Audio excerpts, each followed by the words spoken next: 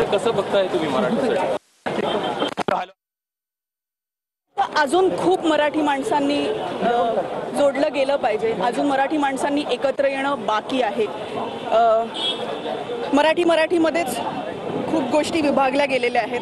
तर मला असं वाटतं की सर्वात आधी जर का काही झालं पाहिजे तर महाराष्ट्र एकत्र आला पाहिजे, महाराष्ट्रातला मराठी एकत्र आला पाहिजे।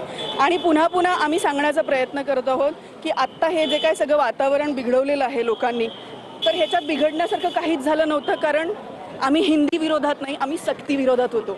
तर हे काही व्यापारी म्हणतायत की आम्ही मराठी बोलणार नाही, म्हणजे मरलो आहोत आम्ही इथे। मराठीचा जो विजय झालेला आहे याच्यासाठी आम्ही तो साजरा करण्यासाठी आलेलो आहोत। मराठी कलावंतांना काय अपेक्षित आहे माहित नाही, मी माझ्यापुरतं वैयक्तिक बोलू शकते,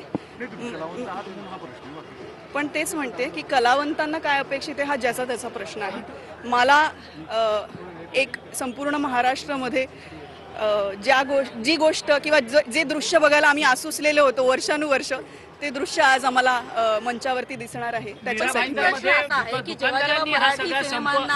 स्क्रीन मिळत नाहीत किंवा मराठी सिनेमाच्या संदर्भात अनेक जेव्हा समस्या असतात तेव्हा अनेक कलावंत हे राज ठाकरे यांना भेटायला येतात, हे आम्ही पाहतो। मग जेव्हा मराठीचा विषय असतो, जेव्हा एखादा पक्ष अशा पद्धतीने आवाहन करतो, तेव्हा मग मोठ्या संख्येने कलाकार येताना दिसत का नाही? परत मी म्हटलं की मी माझ्यापुरतं बोलू शकते।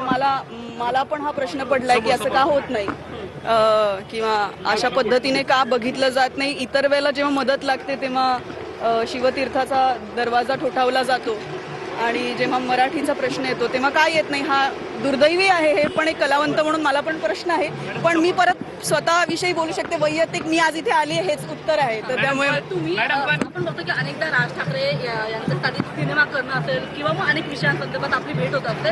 आज उद्धव ठाकरे आणि राज ठाकरे दोघेही एकाच मंचावरती येतात, दोन भाऊ एकत्र येतात।